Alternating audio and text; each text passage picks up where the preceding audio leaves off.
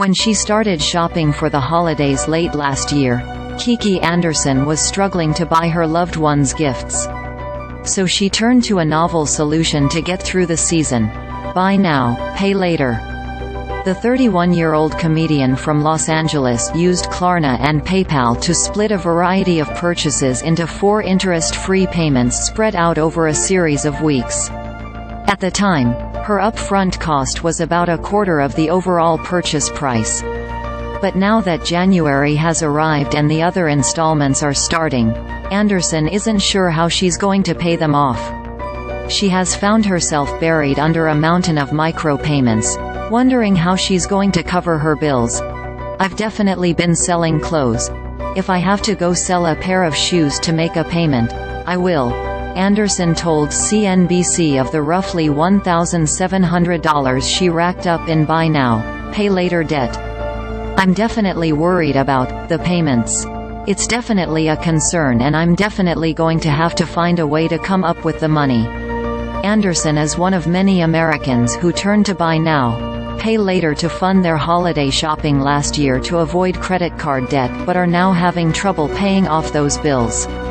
In an era where persistent inflation and record high interest rates are shaping financial decisions for many shoppers, the service helped fuel a boom in overall online spending that topped out at $222 billion from November 1 through the end of December. During the season, buy now, pay later usage hit an all-time high, rising a staggering 14% from the prior year and contributing $16.6 billion to online spending. On Cyber Monday alone, buy now, pay later use spiked nearly 43%, Adobe said.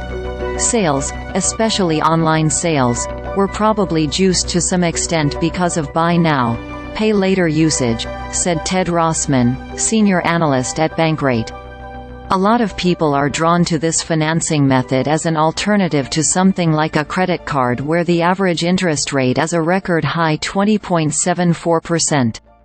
"I would caution that you can still get into trouble with buy now, pay later. It can still encourage you to overspend and kind of trick yourself. The surge in use of buy now, pay later comes as credit card debt hits a record high and delinquency rates have nearly doubled over the past 2 years. While delinquencies were at historic lows during the COVID-19 pandemic, the rate of people who've gone more than 30 days without paying their credit card bill recently topped pre-pandemic levels, according to the Federal Reserve. It's tough to say how buy now, pay later fits into the country's overall debt picture. Providers that offer the service don't typically disclose how often those bills go unpaid, and the debts aren't reported to credit bureaus. Klarna, PayPal and Affirm all declined to share buy now, pay later delinquency rates with CNBC. Affirm has said the short-term and high-velocity nature of its buy now, pay later service makes traditional credit metrics less relevant.